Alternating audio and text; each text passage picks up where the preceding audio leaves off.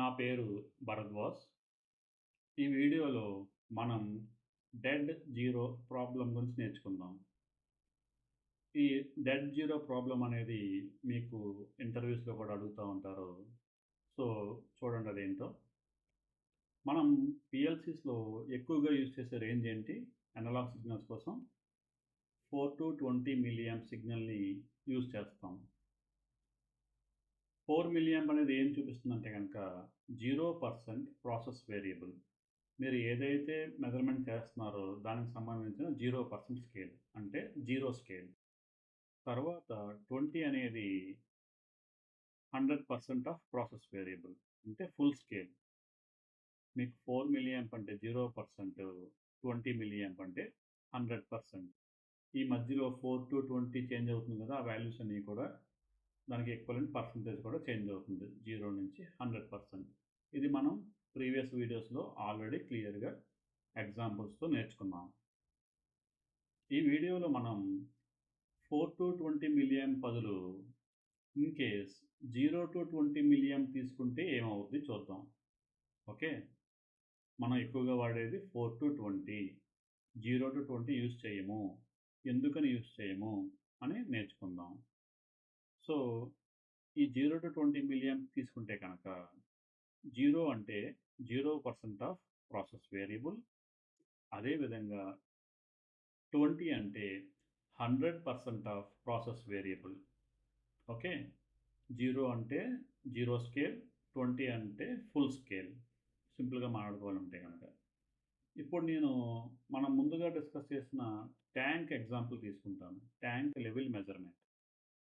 ఈ ట్యాంక్ ఉంది కదా ఇక్కడ. ఈ ట్యాంక్‌లో ఉన్న లెవెల్‌ని మనం మెజర్ చేయాలి. దానికోసం నేను ఒక లెవెల్ ట్రాన్స్మిటర్ తీసుకున్నాను. మనం ముందుగా చెప్పుకున్నట్టు నేను 4-20 యూజ్ చేయకుండా 0-20 యూజ్ చేస్తాను ముందుగా. ఓకేనా? ఈ ఎగ్జాంపుల్‌లో ఈ వీడియోలో మనం 0-20 మిలియం తీసుకున్నాము రేంజు. ఇది గుర్తుంచుకోండి.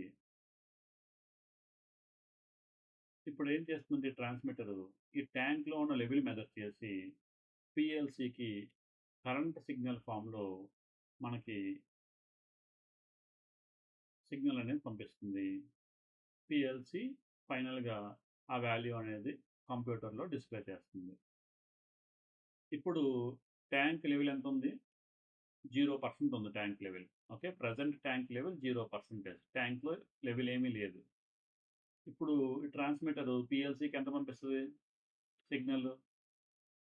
దీని యొక్క రేంజ్ 0-20 కాబట్టి దీని జీరో స్కేల్ ఎంత? 0. 0 మిల్లీ యాంప్‌ని మనకి పీఎల్‌సీ ఇప్పుడు పంపిస్తదనమాట. అదే 4-20 ఉందనుకోండి, అప్పుడు 4 పంపించేది. కానీ మన రేంజ్ 0-20 కాబట్టి ఈ కేస్‌లో ట్రాన్స్మిటర్ పీఎల్‌సీకి 0 మిల్లీ యాంప్ పంపిస్తుంది కరెంట్ సిగ్నల్. ఇప్పుడు పీఎల్‌సీ ఈ 0 మిల్లీ యాంప్ తీసుకొని దీని దగ్గర ఆల్రెడీ ఇన్ఫర్మేషన్ ఉంది. ఏమని? ది ట్రాన్స్మిటర్ రేంజ్ వచ్చి 0-100%. అదేవిధంగా ఈ ట్రాన్స్మిటర్ వాడేది 0-20 మిల్లీ యాంప్ అని. ఇప్పుడు పీఎల్‌సీ ట్యాంక్ లెవెల్ మెజర్ చేసి దాన్ని కంప్యూటర్‌లో డిస్‌ప్లే చేస్తది. ఇప్పుడు ఈ వాల్యూస్ అన్నీ గూడా మనం ఒక టేబుల్ తీసుకొని అందులో ఫిల్ చేద్దాం. ఫస్ట్ ఏంటంటే tank level. Present tank level ఎంతుంది ఇక్కడ? 0% ఉంది. సో, నేనిక్కడ 0 ఏసాను. ఓకే. తర్వాత లెవెల్ ట్రాన్స్మిటరు యాక్చువల్‌గా ఈ 0% ట్యాంక్ లెవెల్ ఉంటే కనుక ఎంత పంపించాలి? 0 మిలియన్ పంపించాలి. సో, లెవెల్ ట్రాన్స్మిటర్ అవుట్‌పుట్ ఎంత? 0 మిలియన్. ఇప్పుడు పీఎల్‌సీ ఎంత రిసీవ్ చేసుకుంటుంది?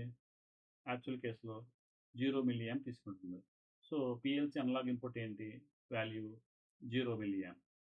ఇప్పుడు పీఎల్‌సీ 0 మిలియన్ తీసుకుంది కాబట్టి దాన్ని కన్వర్ట్ చేసుకొని కంప్యూటర్‌లో ట్యాంక్ లెవెల్ 0% అని చూపిస్తుంది. అంతా బానే ఉంది. ఇప్పుడు ఏదో ప్రాబ్లమ్ వచ్చింది. లేదా ఈ ట్రాన్స్మిటర్ నుంచి పీఎల్‌సీకి వచ్చే కేబుల్ ఉంటుంది గదా! అది కట్ అయిపోయింది. లేదా సమ్ అదర్ ప్రాబ్లమ్ వచ్చింది. అప్పుడు ఏమైందంటే ఫర్ ఎగ్జాంపుల్ వైర్ బ్రోక్ అయిపోయింది. కేబుల్ అనేది డ్యామేజ్ అయిపోయింది, లేదా ఏదైనా షార్ట్ సర్క్యూట్ అయింది, లేదా ఏదో ఓపెన్ సర్క్యూట్ అయింది, లేదా ఈ సెన్సారే పనిచేయట్లేదు, ఈ ట్రాన్స్మిటరే పనిచేయట్లేదు, సెన్సార్ ఫెయిల్యూర్. ఓకే, ఈ విధంగా సమ్ ఇష్యూ రావడం వల్ల, లేదా వైరే బ్రేక్ అయిపోయింది అనుకుందాం ఫర్ ఎగ్జాంపుల్. ఓకే, అప్పుడు ఏమవుద్ది, ఈ ట్రాన్స్మిటర్ నుంచి వచ్చే వాల్యూస్ పిఎల్సికి వెళ్ళవు. ఇప్పుడు ఈ కేసులో ఏం జరుగుతుందో చూద్దాం. ప్రజెంట్ ట్యాంక్ లెవెల్ ఎంత ఉంది? 0% ఉంది.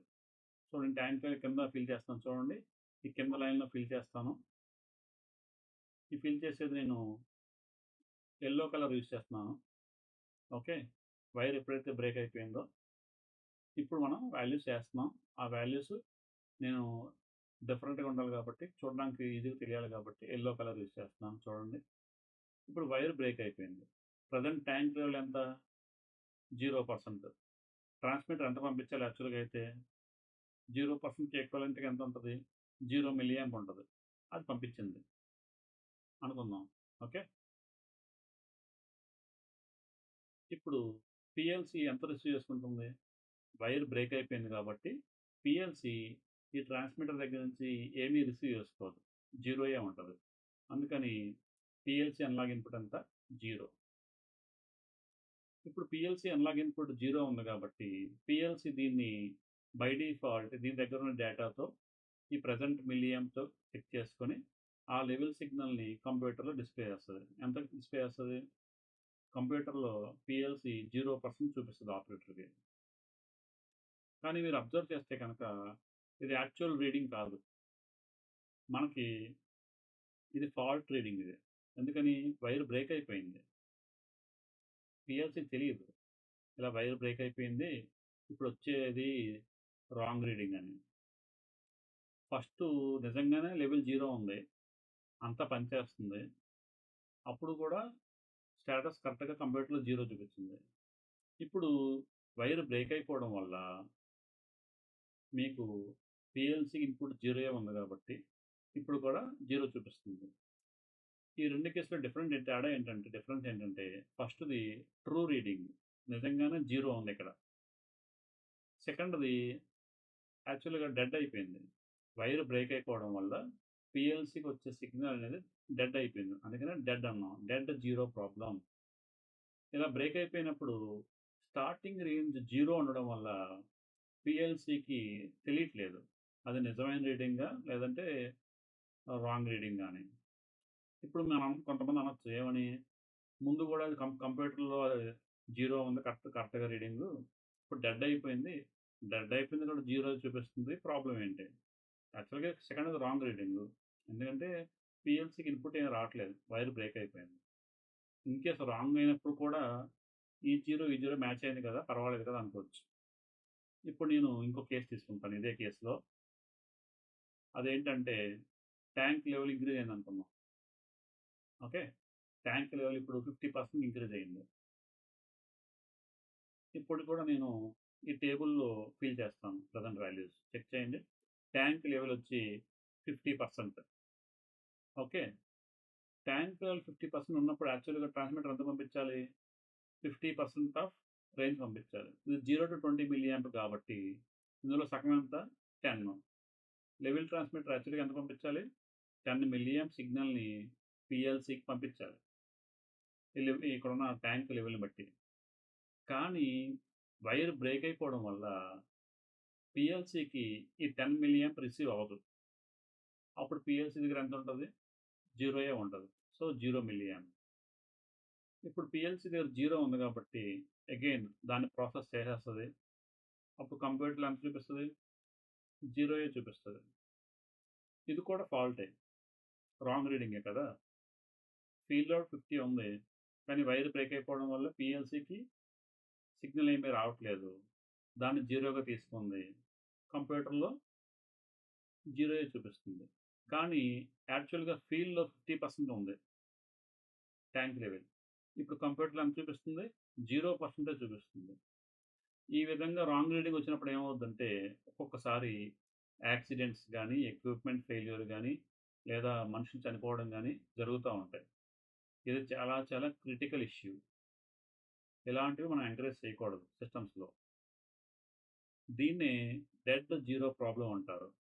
డెడ్ జీరో ప్రాబ్లమ్ ఉండడం వల్ల అది ట్రూ రీడింగా?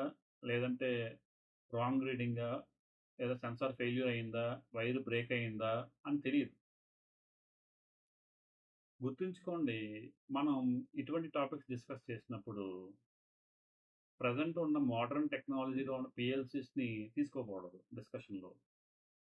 4-20 మిల్లియాంప్ అనేది 1950స్, 1960స్, ఓకే. లేదా 1970స్ ఆ పీరియడ్‌లో తీసుకొచ్చారు కాన్సెప్ట్ అనేది. ఓకే. ఇప్పుడున్న పీఎల్సీస్‌లో మీకు సేఫ్టీ సర్క్యూట్స్ అని, డయాగ్నోస్టిక్ సర్క్యూట్స్ అని, లేదంటే దానికి సంబంధించిన రిలేటెడ్ ఫాల్ట్ ఐడెంటిఫికేషన్ సర్క్యూట్స్ అని ఉన్నాయి. మీరు ఏ రేంజ్ వాడినా సరే ఇప్పుడున్న టెక్నాలజీకి అది చెప్పేస్తది. ఇది ఫాల్ట్ అని. కానీ మనకి ఈ 4-20 మిలియాంప్ తీసుకొచ్చినప్పుడు అప్పుడున్న పీఎల్సీస్‌లో ఇంత అడ్వాన్స్డ్ డయాగ్నోస్టిక్స్ గానీ, ఓకే. సేఫ్టీ సర్క్యూట్స్ గానీ, ఫాల్ట్ ఐడెంటిఫికేషన్ సర్క్యూట్స్ గానీ ఏమీ లేవు. అందుకని అప్పుడున్న పీఎల్సీస్‌కి ఇవి ఐడెంటిఫై చేయడం అనేది చాలా డిఫికల్ట్. ఆల్‌మోస్ట్ ఇంకా ఐడెంటిఫై చేయలేవింక. అవి జస్ట్ బేసిక్ అప్పుడే తయారు చేశారు పీఎల్సీస్. అందులో ఎటువంటి అడ్వాన్స్డ్ ఫీచర్స్ లేవు. ఓకే. మనం ఈ కోర్స్ మాట్లాడుకున్న కంప్లీట్‌గా మనం అయ్యే వరకు కూడా మీరు అప్పుడున్న పీఎల్సీస్‌నే మీరు రిఫరెన్స్‌గా తీసుకోవాలి. ఇప్పుడు మీరు ఆల్రెడీ ఇండస్ట్రీలో వర్క్ చేస్తే గనక, మీరు పీఎల్సీస్‌లో ఆల్రెడీ వర్క్ చేస్తుంటే గనక, ఖచ్చితంగా ఇప్పుడున్న టెక్నాలజీ, ఇప్పుడున్న ఫ్యూచర్స్‌తో కంపేర్ చేయకూడదు. ఓకే. ఇవన్నీ తర్వాత డెవలప్ అయ్యి ఇప్పుడు మొత్తం అన్ని ఫీచర్స్‌తో వస్తున్నాయి పీఎల్సీలు. ఎప్పుడైతే 4-20 మిలియాంప్ ఇంప్లిమెంట్ చేశారో అప్పుడు ఎటువంటి ఫీచర్స్ లేవు. సో, ఈ కోర్స్‌లో ఈ వీడియో గాని, నెక్స్ట్ వచ్చే వీడియోస్ అన్నీ కూడా మీరు రిఫరెన్స్ ఏం తీసుకోవాలి? ఏ పీఎల్సీ తీసుకోవాలి? మీకు ఆల్రెడీ పీఎల్సీస్ మీద ఐడియా ఉంటే గనక మీరు ఖచ్చితంగా ఇప్పుడున్న పీఎల్సీస్‌ని రిఫరెన్స్ తీసుకోకూడదు. తీసుకుంటే ఏమవుద్దంటే మీరు ఇలా చేయొచ్చు కదా! ఇంకొక ఆప్షన్ ఉంది కదా! ఆ విధంగా ఇంప్లిమెంట్ చేయొచ్చు కదా! లేకపోతే ఇక్కడ ఆప్షన్ లేకపోయినా పర్వాలేదు. ఇప్పుడున్న పీఎల్సీస్‌లో ఈ అడ్వాంటేజ్ ఉంది. ఈ వెండర్ ఈ యొక్క ఫీచర్ ప్రొవైడ్ చేస్తున్నాడు. ఇలాగా మీకు క్వెషన్స్ వస్తా ఉంటాయి. కానీ ఇది ఇంప్లిమెంట్ చేసినప్పుడు ఆ పీఎల్సీస్‌లో ఎటువంటి ఫీచర్స్ గాని, మినిమమ్ సేఫ్టీ ఫీచర్స్ గాని ఏమీ లేవు. ఓకే. సో, అది గుర్తుంచుకోండి. చాలా చాలా ఇంపార్టెంట్ పాయింట్. ఓకే. మీకేమైనా క్వెషన్స్ ఉంటే గనక మన కామెంట్స్ ద్వారా షేర్ చేసుకోండి. డెడ్ జీరో ప్రాబ్లమ్ మీకు అర్థమైతే కనుక దాన్ని ఏ విధంగా సాల్వ్ చేశారని కూడా మీరు షేర్ చేయండి మన కామెంట్స్ ద్వారా. మీ ఒపీనియన్, తర్వాత మీరైతే ఏ విధంగా సాల్వ్ చేసి ఉండగలరు, వేరే వేరే ఆప్షన్స్ ఏమున్నాయి మీకు ఐడియా ఉంటే కనుక షేర్ చేసుకోండి. అందరికీ యూజ్ అవుతాయి. మిమ్మల్ని నెక్స్ట్ వీడియోలో కలుస్తాను. తర్వాత మన వీడియోస్‌ని మీరు ఖచ్చితంగా అందరికీ షేర్ చేయండి. మనకి హెల్ప్ చేయండి కుదిరినంత వరకు. Thank you.